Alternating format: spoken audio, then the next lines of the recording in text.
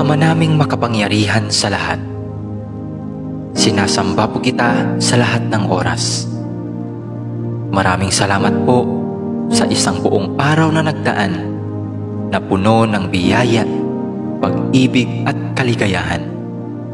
Salamat din po sa mga pagsubok at mumunting mga luha na dumating sa aking buhay, na alam ko pong siya po ninyong paalala sa akin na kayo po ay Diyos na buhay.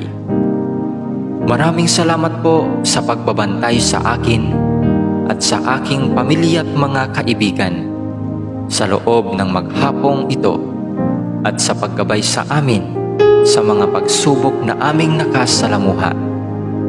Alam ko pong nariyan kayo sa aming tabi sa lahat ng oras upang kami ay bantayan at gabayan. Nagpapasalamat